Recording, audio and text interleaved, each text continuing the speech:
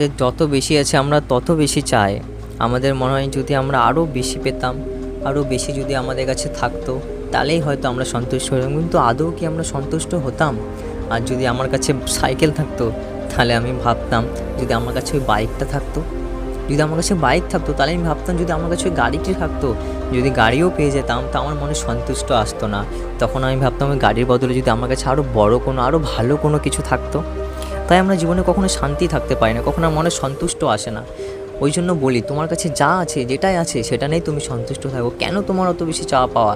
চলো আজকে আমরা একটা গল্প শুনি। সেই গল্পের মাধ্যমে আমরা আমাদের জীবনের যত কিছু আমরা বেশি কিছু চাই, সেই চাওয়াটাকে আমরা সীমিত রাখবো এবং ভগবানের কাছে প্রার্থনা করব যে হে ভগবান, তুমি আমাকে যা দিয়েছো, যতটুকু দিয়েছো, সেটা নিয়ে যেন আমি সন্তুষ্ট থাকতে পারি। চলো গল্পটা আজকে শুরু করি। এক প্রাচীন রাজ্য ছিল, সেখানে একটি রাজা বিমল রাজত্ব করতেন। রাজা বিমল ছিলেন অত্যন্ত সদ্গুণ সম্পন্ন এবং তার রাজ্যে শান্তি ও সমৃদ্ধ ছিল। কিন্তু রাজা একজন বিশেষ সমস্যা নিয়ে চিন্তিত থাকতেন। তিনি জানতে চেয়েছিলেন কিভাবে তার রাজ্যের মানুষের মন খোলা ও সদাচারী করা যায়। একদিন রাজা সিদ্ধান্ত নিলেন রাজ্যের বিভিন্ন প্রান্তে ঘুরে বেড়ানোর জন্য। তিনি সন্ন্যাসী ও সাধুদের সাথে সাক্ষাৎ করার জন্য বের হলেন। পথের মধ্যে তিনি একটি ভিক্ষুককে দেখলেন, যে একটি গরিব হালত নিয়ে বসেছিল। ভিক্ষুকের চোখে ছিল একটি দৃঢ় এবং শান্ত ভাব, যা রাজাকে মুগ্ধ করেছিল। রাজা ভিক্ষুকের কাছে গিয়ে বললেন, বাবা, তুমি এত গরিব হয়ে অবস্থায় বসে আছো, তবুও তোমার চোখে শান্তি ও সুখ রয়েছে। তুমি কিভাবে এত সুখী হতে পারো? ভিক্ষুক মৃদু হেসে বললেন, হে রাজা, সুখের সন্ধান তলোয়ার, ধন সম্পদ কিংবা ক্ষমতার মধ্যে নয়।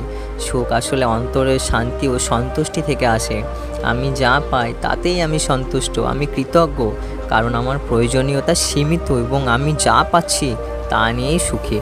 রাজা বিমল ভিক্ষুকের কথা শুনে গভীরভাবে চিন্তা করতে লাগলেন। তিনি বুঝলেন যে ভিক্ষুকের কথায় একটি গভীর শিক্ষা রয়েছে।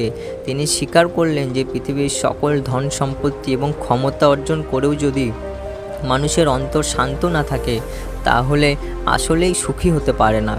সেই রাজা সেই দিন থেকে রাজ্যের মানুষদের শিক্ষা দিতে শুরু করলেন যে সুখ আসলে মনের শান্তি ও সন্তুষ্টি থেকে আসে।